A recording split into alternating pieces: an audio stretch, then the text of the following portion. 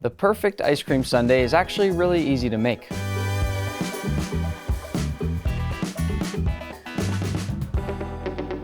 I know some of you like chocolate ice cream, some of you like vanilla, so just to please all of us, I thought we'd make the classic Neapolitan trio of vanilla, chocolate, and strawberry. And we're gonna start by making our strawberry ice cream. First, by using a paring knife to hull a few fresh strawberries. The goal here being not just to remove the stem, but also that more bitter white part that goes down the center of the strawberry. And once that's done, we'll pour them into a bowl along with some sugar and lemon juice and give them a gentle toss until fully coated. What we're making right now is a strawberry puree that's gonna be the base of our strawberry ice cream. Once your strawberries are fully coated, spread them evenly across a parchment-lined baking sheet and then toss them in the oven at 350 Fahrenheit to concentrate the flavor and caramelize the sugars. Roasting your strawberries like this will give you much more of a strawberry flavor. And even though it may not sound like it, it is so much better than using fresh, uncooked strawberries. Once they've cooled off to room temperature, add them to a blender, along with all of that beautiful flavor-packed strawberry syrup, and then we blend. This is the incredible base to our strawberry ice cream. Make sure you get every last drop. We'll let this chill for an hour while we make the rest of our strawberry base. While that cools, we'll add some whole milk as well as some heavy cream into a pan and then heat this up over medium heat until it begins to lightly steam. While that's happening, I'm gonna add some egg yolks and sugar to a heat-proof bowl. Now whisk until sugar is dissolved. By now, our milk should be warm enough, so I'm going to very carefully temper about 1/4 of the milk mixture, all while whisking constantly so I don't make scrambled eggs. Pouring just a bit of the milk mixture here allows us to gradually raise the temperature of those eggs instead of turn them into scrambled eggs. Now, back over the heat, we're gonna add in that egg mixture to our milk. Whisk constantly until the egg mixture coats the back of a wooden spoon like this. Strain the mixture into a bowl, then add the zest of 1 whole lemon. This really helps to brighten things up in terms of the strawberry ice cream's flavor, as well as some vanilla extract and a sprinkle of salt. Cover with plastic wrap and let it rest in the fridge while we make the rest of our ice cream bases. Moving on to make our vanilla ice cream base, we're gonna be using real vanilla bean. Since they're really expensive, if you don't wanna use vanilla bean, you can also use vanilla extract. This here is my 6-year-old bottle of vanilla extract. His name is Charles, but as much as I love him, he simply won't have as much flavor as a fresh vanilla bean like this one. To open the vanilla bean, I'm gonna carefully cut all the way down the center. Then I'll flip my knife upside down and carefully but firmly run it all the way down the vanilla bean to remove all the little seeds. I'll add this vanilla to the exact same base of milk and cream that we use for our strawberry ice cream. And then same thing again, we'll heat this over medium until we get that light steam. And while that's happening, same exact process here with the eggs and sugar, till eventually we can carefully temper in some of that milk, then back over the heat until we get that exact same coating over the back of our wooden spoon, except this time we can see all those beautiful little particles of vanilla. To finish, we'll strain, then back in with that vanilla bean so it can continue to steep, then add plastic wrap and label, and into the fridge it goes. Before we move on, I left my pot on the stove and you can see that egg on the bottom scrambling a little bit. This is what will happen to your ice cream base if you're not constantly whisking. Our last ice cream base is chocolate ice cream, and that starts with some cocoa powder, along with some sugar and a sprinkle of salt. Now, with the heat off, whisk everything together until no clumps remain, then add in your milk and heavy cream and whisk until everything looks dissolved and fully combined. Then turn on your heat, and while that heats up, whisk up your eggs. This time without any added sugar since it's already in the milk. Once the milk is steaming, temper it into the egg mixture, then pour the egg mixture back to the pot, and for the last time, we'll heat up our ice cream base while whisking until it coats the back of a wooden spoon. Strain your liquid. This one actually smells just like freshly baked chocolate brownies or a molten chocolate lava cake. Then add in your chocolate chips, a little vanilla extract, and a pinch of salt, and whisk until all of your chocolate has melted.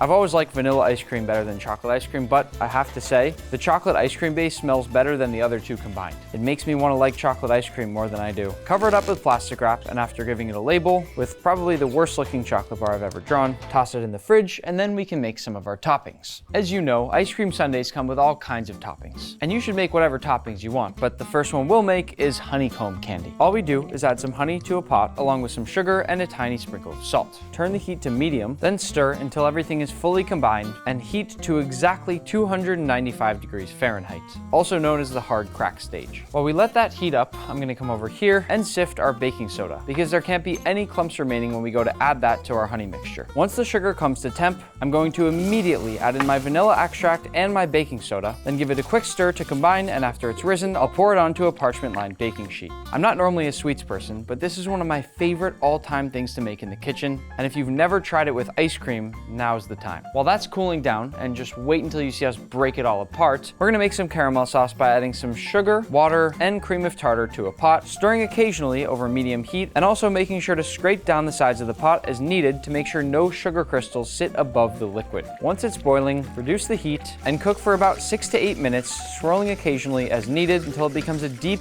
amber color. Then turn off the heat and add your butter 1 tablespoon at a time, and once fully mixed, add in your room temperature heavy cream and stir until smooth. And with that, our caramel sauce is ready to go. The last topping we have to make is our incredible chocolate sauce. Into a pot, I'll add some cream, brown sugar, agave, butter, and water. Now, cook over medium heat, whisking until the sugar's fully dissolved. I know you want to get to making the ice cream, so I promise this will only take a few more seconds. Cook this over medium-high until the mixture comes to a boil, then continue cooking, swirling the pot occasionally until the mixture reaches 220 degrees Fahrenheit. Once it reaches 220, pull it off the heat, then add your chocolate and stir until fully melted and silky smooth. Now, back on the heat, bring it back to a boil and cook for 1 minute, constantly scraping the bottom so you don't burn the chocolate, then turn off the heat, move it off again, add in your cocoa powder, vanilla, and salt, and whisk until everything is fully combined. Now, we'll strain this off and then whisk in a tablespoon of water at a time until it's silky smooth. Use your best judgment here. Everyone's chocolate sauce is going to be a little different, but everyone's is going to taste incredible.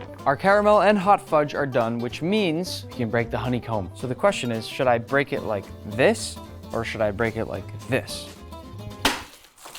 Oh, I didn't think it was going to break that much. I'm going to clean this up. We'll be right back. All of our toppings are done and all of our ice cream bases have cooled down. So let's turn it into ice cream. First, we'll remove our plastic wrap. We'll add that strawberry puree as well as a few chopped strawberries and then mix this up until fully combined. We want to combine these just before making the ice cream. Now, since strawberries are always going to taste different, I'll take a little taste.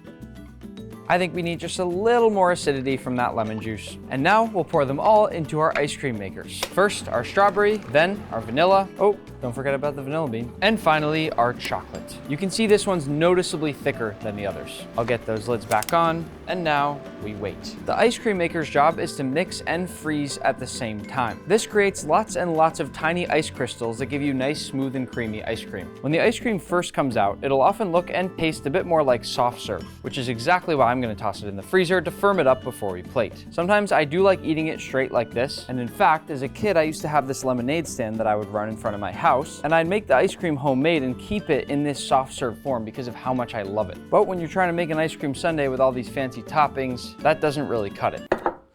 Uh-oh.